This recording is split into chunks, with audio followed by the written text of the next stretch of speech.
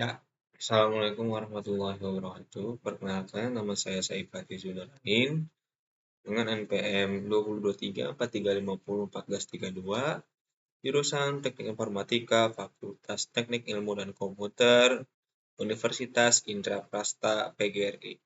Di sini saya akan mempresentasikan tugas akhir dari mata kuliah penulisan ilmiah. Di sini saya mempunyai judul Sistem Pendukung Keputusan Penentuan Status Gizi Balita pada Posyandu Sukma menggunakan metode AHP. Oke, latar belakang. Status gizi balita adalah indikator penting kesehatan dan perkembangan anak di Indonesia. Stunting itu turun dari 24,4% di tahun 2021 menjadi 21,6% di tahun 2022. Ya kan?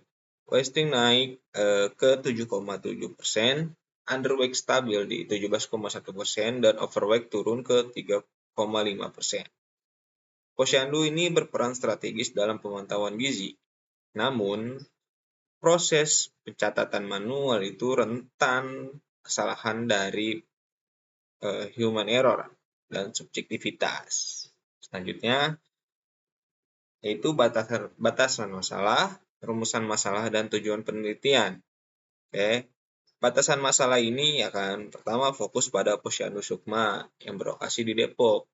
Untuk kriterianya itu usia, berat badan, dan tinggi badan.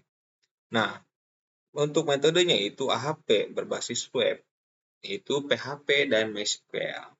Untuk rumusan masalah ini, yang pertama itu belum ada sistem objektif penentuan status gizi balita itu di Posyandu Sukma.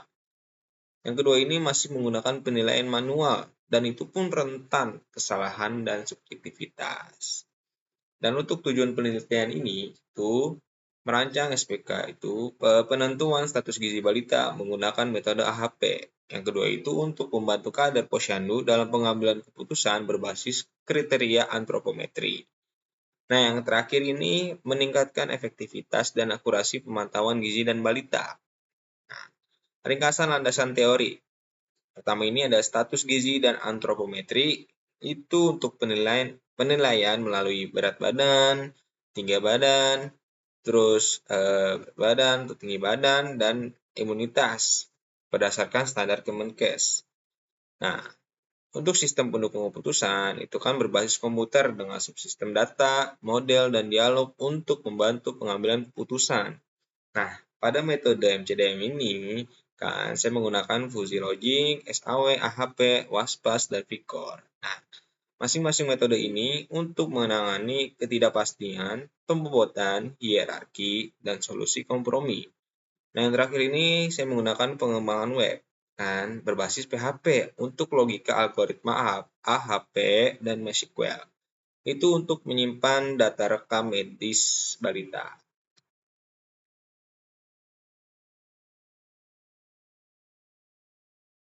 Nah, pada penelitian relevan ini, saya itu mengambil sekitar 7 tabel penelitian terkait dengan SPK status gizi dan balita. Yang pertama itu adalah Hidayat, Nugroho, dan Akbar dengan judul SPK status gizi balita itu di Dinas Kesehatan Bontang menggunakan metode logika Fuzzy.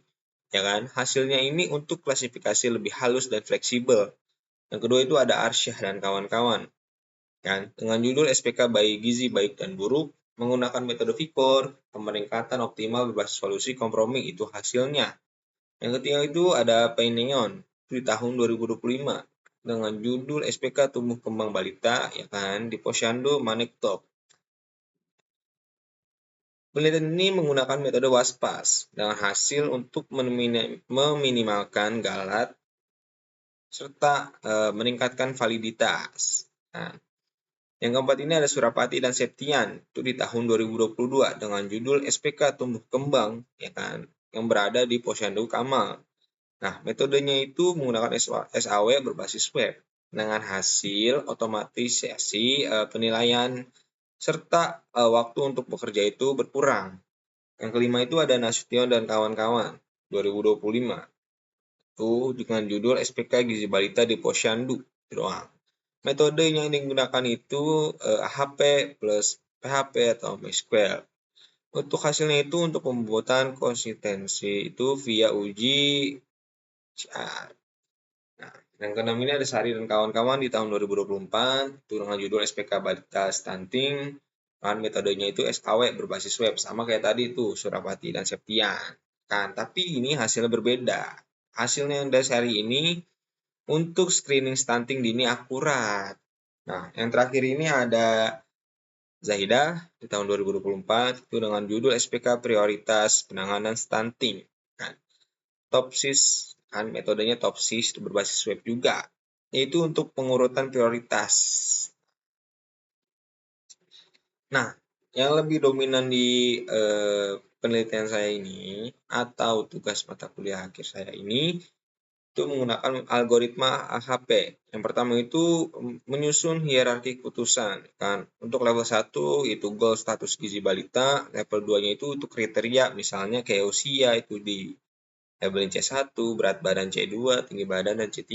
Nah, level 3 itu alternatif atau data balita. Yang kedua itu ada matriks perbandingan berpasangan, ya kan? Kita membandingkan nih kepentingan antar kriteria itu menggunakan skala Salty. Itu 1 sampai 9. Yang ketiga ini ada normalisasi dan bobot kriteria. Nah, normalisasi ini menggunakan kolom matrix, ya, kolom matrix itu. Menghitung rata-rata itu per baris data balita itu kan sebagai priority vector. Yang keempat ini adalah uji rasio konsistensi.